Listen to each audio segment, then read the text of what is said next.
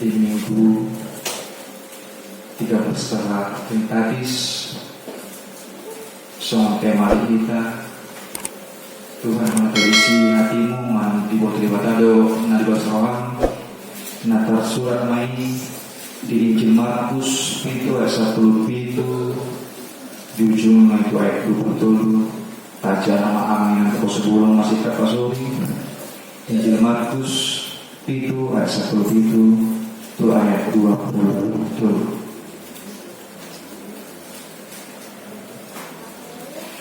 Jadi dumuli ibana jawab ulang senatoropi dusukun akasisian nama ibana si alau pa odeng.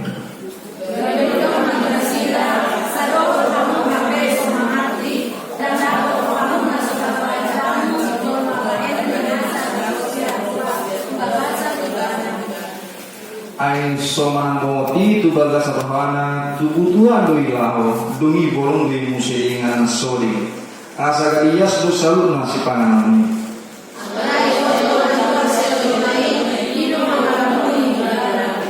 Aisian bagasan siang rohani somai doro pikiran jahat permainan panakoon pangunuan.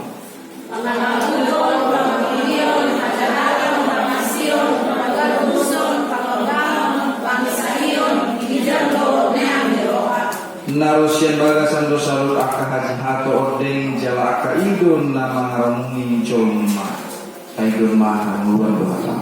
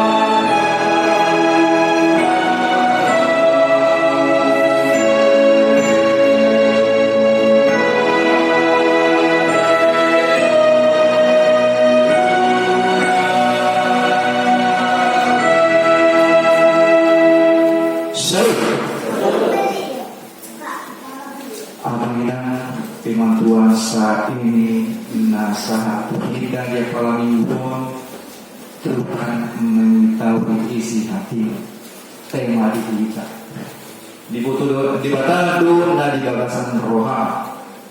Kalau kita berbicara Tuhan mengetahui isi hati serta di amangan piala bahasa Indonesia.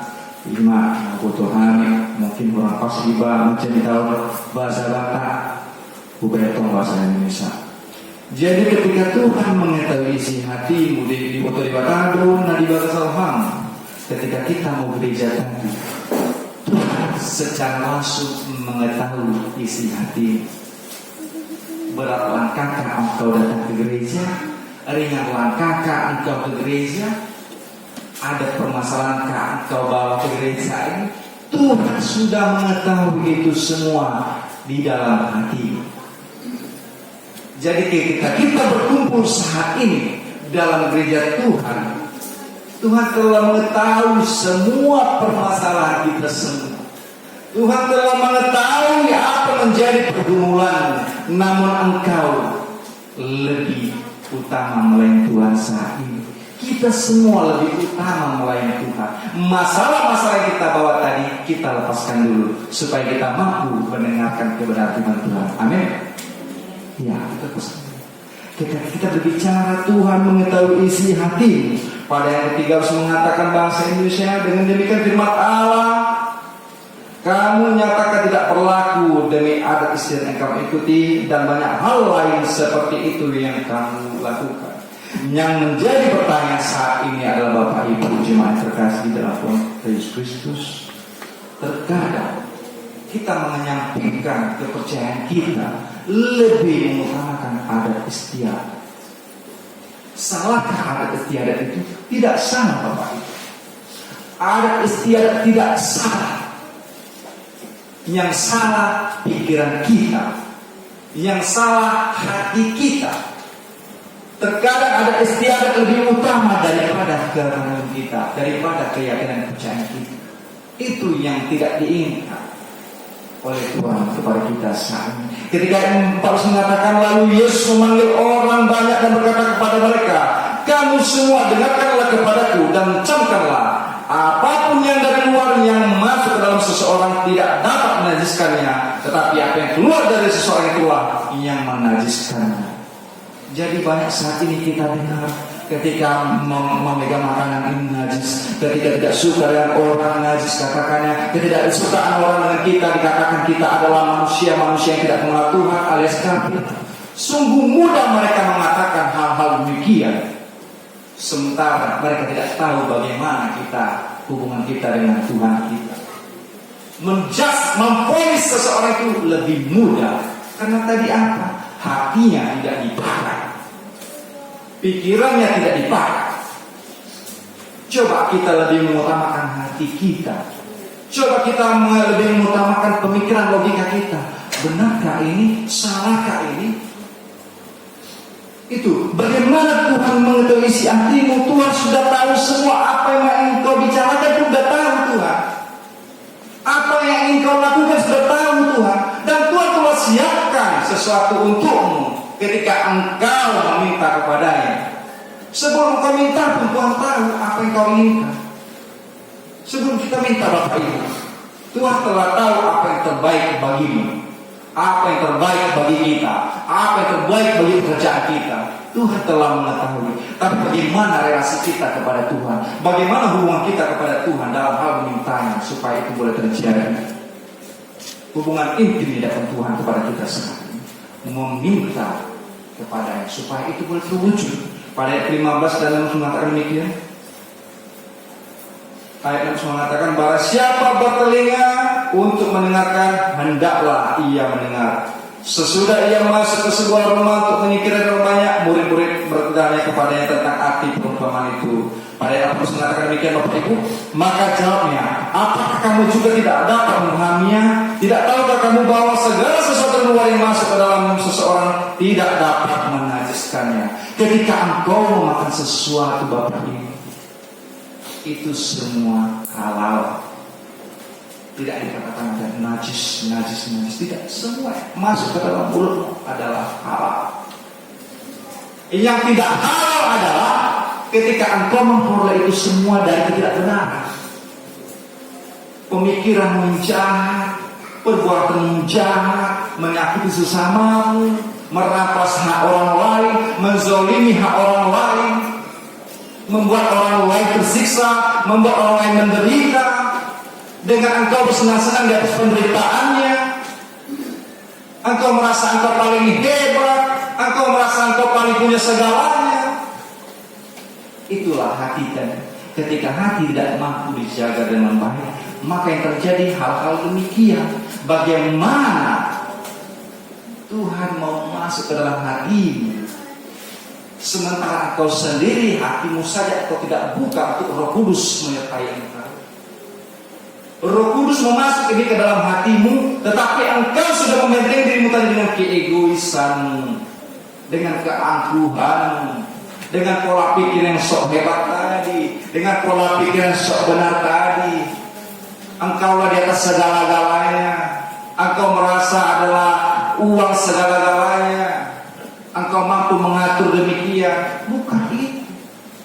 Tetapi hatimu nanti ada di bawah lagi, Bapak Ibu kita baca.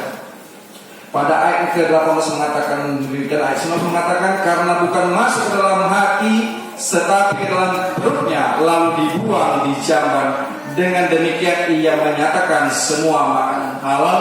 Ayat 20 mengatakan, katanya lagi, apa yang keluar dari seseorang itulah yang menajiskannya. Apa yang keluar? Apa yang keluar dari percakapanmu? Apa yang keluar dari percakapan mulut kita? Apa yang keluar?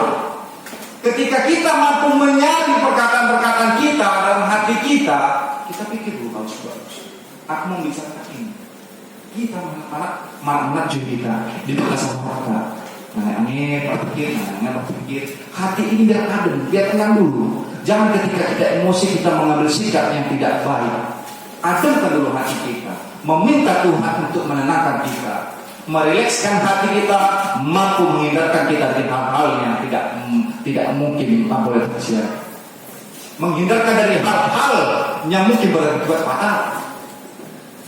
Ketika hati ini sedang bergoncang, ketika hati ini sedang sakit, ketika hati ini sedang kecewa, maka hal-hal yang tidak kita inginkan dapat terjadi. Bapak Ibu, cobalah dulu contoh. Ketika hati kita sakiti, ketika kita pernah menolong seseorang, kita saat dalam kesusahan, kita masih berpikir, aku tahina juru ibana, mengurus ibana, menolong ibana, song, habis sonari, ngalam masih ibana, sedang bebas untuk ibana. Tidak ada perbuatan yang baik bagi sakit hati, kecewa. Itulah yang menimbulkan diri kita terkadang berpikir di luar akal sehat. Gabi keluar mbak pamata soal hata senar dan pirali gibah, menceritakan hal-hal orang lain yang padahal kita sendiri tidak senang, maka kita menyebarkan informasi yang buruk mengenai dia ketika kita menolong dia. Anak curung soalnya bagaimana? Susah menuju sonon. Sudah mak sonon. Menceritakan keburukan orang lain, menceritakan hal aib mereka dahulu ketika mereka belum sukses. Hanya satu kata, kecewa dan sakit hati. Apakah itu mau kita pupuk? Apakah itu kita diamkan di hati kita terus menerus, Bapak Ibu? Cuma yang terkasih dalam Tuhan kita Yesus Kristus. Apakah itu mau kita pupuk untuk selama-lamanya? Jangan kita pupuk itu sampai selama-lamanya. Kita hindarkanlah hal-hal yang demikian.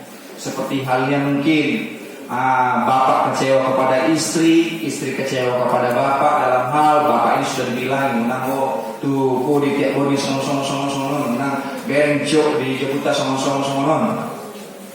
Kecewa terkadang ibu, tetapi ibu harus mampu mengatakannya. Seorang istri harus mampu mengatakannya. Kapan lagi waktu kita sayang untuk bersama-sama di rumah dengan bahasa lembut? Kapan lagi waktu kita sayang kita bersama-sama di rumah? Ketika aku tiap hari ke kode kalau aku kan butuh juga kasih sayang darimu, Papa. Mudah kok, tidak sakit hati istri tersebut. Suami pun tidak akan tidak akan. Coba katakan demikian. Hal-hal yang baik katakanlah, hal-hal yang positif. Walaupun terjadi penolakan hari ini, besok engkau katakan lagi pada suami, maka suami itu pun punya hati, Bapak Ibu. Lembut hati itu. Yakinlah, walaupun terlihat jarang dia pada saat kau mengatakan satu kali, katakan dua kali, katakan tiga kali. Lapuklah hatinya. Lapuk kia. Kita masuk ke pada kita pas musim malam minggu ada, kita malam bakso, kita malam misu. Itu ketika Tuhan mau mengetahui isi hatimu, engkau curahkan kepada Tuhan apa menjadi pergumulanmu. Walaupun sesungguhnya Tuhan telah mengetahuinya, tapi engkau curahkan. Jangan kau diam saja. Berdoa kepada Tuhan, meminta Roh Kudus yang menyertai engkau. Ulah sip jangan kita diam-diam sendiri. Jangan kita merenung sendiri di bawah pohon langka, pohon jengkol, kita diam sendiri merenungi nasib kita. Enggak boleh. Kita serahkan kepada Tuhan. Bagaimana beratnya pergumulan yang kita hadapi saat ini, bagaimana ekonomi yang kita hadapi saat ini sedang merosot, kita serahkan kepada Tuhan. Tuhan juga tidak membiarkan bangsa jemaatnya berlama-lama larut dalam kesedihan. Amin. Tuhan tidak akan membiarkan itu. Saat ini kita menghadapi pandemi COVID-19, Tuhan tidak akan biarkan ini berlama-lama. Tuhan mau mengetahui isi hatimu, bagaimana keimananmu, bagaimana kesetiaanmu dengan ujian yang diberikan saat ini. engkau melaluinya? Mampukah engkau melewatinya? Kalau mampu engkau melewatinya, maka engkau menjadi pemenang di hadapannya. Amin. Jangan sudah pandemi begini kita malah menjauhkan diri daripada Tuhan. Kita jauh diri, kita tidak mengenal Dia. Ada di tengah-tengah pandemi saat inilah, jangan kita cuma tingkatkan iman kita juga tingkatkan, keimanan kita juga kita tingkatkan. Bahwa saya berkat-berkat itu akan mengalir ketika kita mampu meningkatkan iman kita. Tingkatkan iman kita, tingkatkan hubungan intim kita kepada Tuhan, maka Tuhan akan memberikan itu semua kepada kita. Pada ayat ke-21 mengatakan demikian, 22 mengatakan demikian. Sebab dari hati orang timbul segala pikiran jahat, pencabulan, pencurian, pembunuhan, perzinahan, keserakan, kejahatan, kelicikan, hawa nafsu, iri hati, hujat, kesombongan, dan kebebalan. Itulah Bapak Ibu 13 poin perkara yang menjadi pergumulan kita saat ini ketika hati kita tidak bisa kita jaga. Ada 3 poin yang boleh terjadi saat ini Bapak Ibu yang menjadi dalam kita saat ini. Yang pertama, Tuhan tidak pernah kita melarang kita untuk tidak melakukan adat istiadat. Tidak pernah melarang Tuhan. Kita melakukan adat istiadat, Tuhan tidak pernah melarang. Tetapi terkadang orang-orang menggunakan ini semua. Notabene ada tetangga kita, gereja tetangga kita yang mengatakan adat itu tidak boleh disandingkan dengan kerohanian. Tidak boleh disandingkan dengan kerohanian. Banyak. Memakai ulus itu tidak boleh ketika dalam pernikahan, bahkan ulus dibakar, bahkan untuk mengulus itu tidak boleh. Ada denominasi gereja yang lain, ada tetangga kita. Tetapi Tuhan katakan saat ini pada firman kita saat ini, Tuhan tidak pernah melarang kita untuk melakukan adat istiadat. Yang kedua adalah Yesus sendiri mendobrak pelaksanaan adat istiadat tersebut. Dalam artian seperti ini contohnya Bapak Ibu, ketika Yahudi melaksanakan adat istiadat demikian, harus mencuci tangan supaya tidak najis, harus mencuci alat-alat makan dia supaya tidak najis itu nanti. Mereka mengatakan aku percaya Engkau Tuhan, namun mereka lakukan adat istiadat. Ketika Engkau tidak melakukan demikian, Engkau adalah najis, Engkau kotor. Tuhan Yesus mendobrak itu semua. Tuhan Yesus mengikuti adat istiadat Yahudi. Dalam artian ketika dia disalib, adat istiadat mengatakan dikuburkan dia kembali. Itu adat Yahudi mengatakan itu. Ketika dia disalibkan, itu adat istiadat. Ketika orang dianggap berdosa, maka dia disalibkan dan dia dikuburkan. Itu Tuhan Yesus mendobrak itu semua. Adat istiadat itu boleh lakukan. Tetapi jangan pula adat istiadat meniadakan Tuhan kita. Yang ketiga yang menjadi renungan kita saat ini, jaga dan pelihara hati dari sana terpancar kekudusan atau kenajisan. Jagalah hati, jangan kau nodai, berilah aku. Lanjutkan lagu sendiri. Ketika kita mampu menjaga hati Bapak Ibu, senang sekali lah pemikiran kita. Saya bukan membuat Bapak Ibu tersebut dengan firman Tuhan saat ini ketika jaga hati gitu. Bukan, saya mengalami sendiri itu Bapak Ibu bersama dengan keluarga saya ketika kita mampu menjaga hati. Orang menyakiti kita pun saat ini kita mampu dengan lega mengatakan, mungkin mereka belum tahu, mungkin mereka tidak mengetahui kesalahan.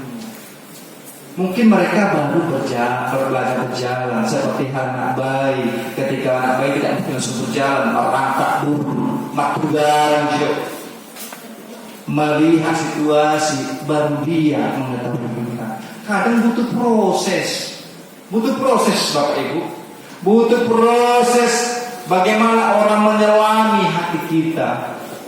Kita juga butuh proses. Tuhan mau menyelami hati kita. Tuhan mau mengetahui isi hati kita, tetapi kita tidak mau berproses. Neng instan mah, neng mata pangidu, sonon, tapi neng hatut instan tidak bisa. Tuhan tidak akan memberikan itu ketika engkau tidak meminta dengan tulus dan ikhlas, dengan kesungguh-sungguhanmu. Bagaimana hubunganmu yang baik dengan Tuhan? Bagaimana membina hubungan relasi yang baik dengan Tuhan? Ketika engkau tidak meminta, ketika engkau tidak pernah berkeluh kesah kepada Tuhan, berkeluh kesah kepada manusia saja, amang inang, aus song. Enak kalau teman dia mau memberikan solusi yang baik. Ketika memberikan solusi yang tidak baik, bagaimana kau selanjutnya? Maka engkau juga menjadi orang-orang yang tidak taat dan percaya kepada Tuhan. Itu 3 poin yang utama tadi saya katakan supaya Tuhan mengetahui isi hatimu. Yang pertama, Tuhan tidak pernah melarang kita melakukan adat istiadat. Yang kedua, Yesus telah melaksanakan adat istiadat tersebut. Dia mendobrak itu semua. Dia juga mengikuti adat istiadat Yahudi ketika saat dia di saat yang dikuburkan itu ada orang Yahudi. Yang ketiga, jaga dan pelihara hatimu supaya terpancar dari sana kekudusan atau kenajisan. Bapak Ibu, saya berharap pulang dari sini kita semua, ketika kita menghadapi apapun di jalan nanti, ketika kita menghadapi pergumulan apapun nanti dalam menjalani hari-hari kita 1 minggu ini, jaga hati kita saat ini. Kemarin saya dengar informasi kabar kampung Tito, begitu mudahnya nyawa seseorang itu melayang, terjadi pembunuhan, begitu mudahnya nyawa seseorang itu melayang. Di mana lagi letak hatinya? Mungkin kita tidak mengetahui bagaimana itu terjadi, tetapi saya berpikir ini semua berasal dari hati dan pikiran. Ketika hatinya telah kecewa, ketika hatinya telah sakit melalui perkataan orang tersebut, mungkin akan timbul dendam, mungkin akan timbul sakit hati. Oleh karena itu, kita jangan membuat orang sakit hati. Oleh karena itu, kita jangan membuat orang jengkel dengan kita, masuk roh oleh kita. Lakukanlah yang baik, karena kita tidak tahu saat ini di depan ini bagaimana. Di tengah situasi COVID, di tengah situasi ekonomi makin terpuruk, di tengah situasi yang anak-anak juga semakin tidak menentu dalam hal dunia pendidikannya, bagaimana berjalan baik hati tadi.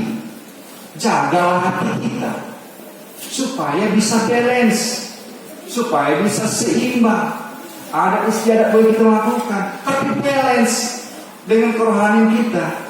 Rohani kita lebih utama, bukan ada istiadat lebih utama. Kepercayaan kita lebih utama kepada Tuhan, bukan ada istiadat. Boleh kita lakukan adat istiadat, boleh, tidak ada salahnya. Tetapi kembali di hati kita, orang melihat kita najis atau kudus dari setiap perbuatan kita. Amin. Orang melihat kita itu cuma 2 hal, baik atau benar, najis atau kudus. Kudus perbuatanmu, tunjukkanlah perbuatan kita di hadapan mereka. Bagaimana layaknya kita mengikut Kristus, bagaimana layak kita orang Kristen yang percaya kepada Tuhan sebagai penyelamat kita. Itu kekudusan orang Kristen dilihat saat ini, ketaatan orang Kristen saat ini. Bagaimana dia mampu mengikuti itu semua, dan yakinlah kita mampu melewatinya. Saya yakin percaya kita mampu melewatinya. Amin. Kita mampu melewati itu semua. Maka tadi saya katakan dari pembukaan tadi saya katakan mungkin kita tadi mau ke sini ada pergumulan, membawa hati berusaha masing-masing. Tuhan mau menyerang hati kita, bukan hati kita. Tuhan mau masuk melalui kudusnya, bukan hati dan pikiran kita. Supaya apapun menjadi rencana kita ke depan mampu diberkati Tuhan. Supaya apapun menjadi penuh kita ke depan mampu diberikan solusi kepada Tuhan. Yang utama, Tuhan akan mendobrak itu semua keegoanmu ketika engkau menyerahkan hatimu kepada Roh Kudus. Engkau tidak akan lagi punya hati yang egois, tidak punya hati namanya aku dan sombong. Engkau tidak akan mampu lagi, engkau tidak mampu membuat temanmu kecewa. Engkau tidak akan melakukan hal jahat. Engkau tidak melakukan hal-hal zina. Engkau tidak akan melakukan hal-hal yang membuat aib keluarga yang jelek. Ketika engkau menyiapkan hatimu, jadilah kita orang kudus, bukan orang yang penuh dengan kenajisan, bukan orang yang penuh dengan kemunafikan. Tuhan saat ini menyadarkan kita, mengingatkan kita bahwa saya pada tema kita saat ini, Tuhan mengetahui isi hatimu. Jadi kita kembali kepada kita. Kita mau melakukan apapun, Tuhan telah tahu. Kita mau melakukan apapun seminggu ke depan, Tuhan telah tahu. Jadi hati kita yang tuluslah, yang mampu mendekatkan diri kita kepada Tuhan, supaya Roh Kudusnya mampu menyertai perjalanan kita hari demi hari, waktu demi waktu, dan kita semua mampu melewati yang namanya pandemi COVID-19 yang saat ini boleh merajalela. Bahkan dunia saat ini mereka menghadapi sama-sama yang kita mengandalkan Tuhan dalam setiap apapun, supaya ini boleh terlewati. Amin. Tayo, pasu-pasu.